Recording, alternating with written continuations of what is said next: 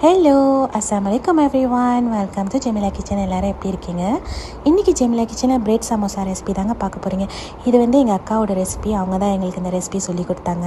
So இதுக்கு 2 உருளைக்கிழங்கை நீங்கள் க்யூபாக நறுக்கி வச்சுக்கணும். அப்புறம் ஒரு வெங்காயம், கொஞ்சோண்டு மிளகா, கருவேப்பிலை, மல்லி இலை கூட நீங்கள் சேர்த்துக்கணும்னா ரெடி பண்ணி வச்சுக்கலாம்.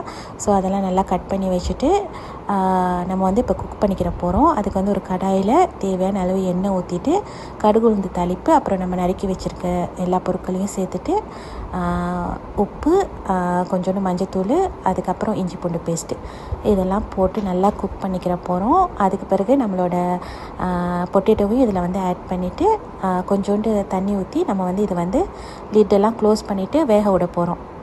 ஸோ இந்த மாதிரி வெந்து வரவும் நம்மளோட ஸ்டஃபிங் ரெடி ஆயிரும். இப்போ பேட்டர் பண்ணுறது எப்படின்னு பார்க்கலாம். ஸோ அதுக்கு உங்களுக்கு கடலை மாவு, 1 டேபிள் ஸ்பூன் அரிசி மாவு, கொஞ்சோண்டு மஞ்சத்தூள் கலருக்கு, அதோட வாட்டர் சேர்த்து நல்லா லிக்விட் பதத்துக்கு நம்ம இதை கரைச்சிக்கிற போகிறோம். ஸோ அதுக்கு பிறகு ஃப்ளேவருக்கு கொஞ்சோண்டு இஞ்சி பூண்டு பேஸ்ட்டு நம்ம ஆட் பண்ணிக்கிற போகிறோம். அதுக்கப்புறம் இதுலேயுமே கொஞ்சம் உப்பு அதையுமே சேர்த்து நல்லா இந்த மாதிரி லிக்விட் பதத்துக்கு நம்ம கரைச்சி வச்சுக்கிற போகிறோம். ஸோ இதோட பேட்டர் ரெடி ஆயிரும். இப்போ ஸ்டஃபிங் பண்ணுறது நம்ம பார்க்கலாம். அதுக்கு நீங்கள் ஸ்லைஸ் ப்ரெட் எடுத்துகிட்டு இந்த மாதிரி நடுவில் கட் பண்ணிக்கிறங்க. அப்புறம் ஸ்லைஸ் பண்ண ப்ரெட்டு இன்னுமே நீங்கள்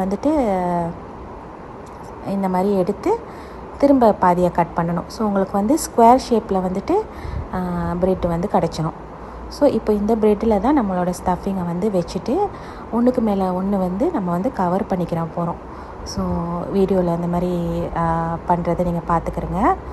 ஸோ அதை நல்லா கவர் பண்ணதுக்கு பிறகு தான் நம்மளோட பேட்டரில் டிப் பண்ணி பொரிக்க போகிறோம்.